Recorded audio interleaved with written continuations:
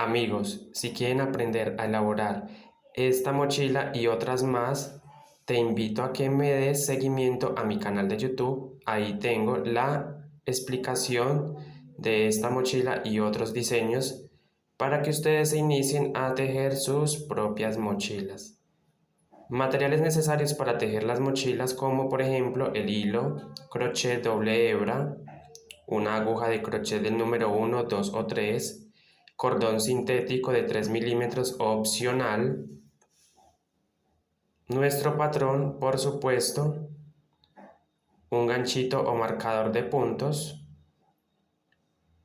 y mucho entusiasmo. Entonces te invito nuevamente a que pases a mi canal de YouTube, donde está el paso a paso de esta y otras mochilas para que ustedes aprendan a elaborarlas. Sígueme para más contenido.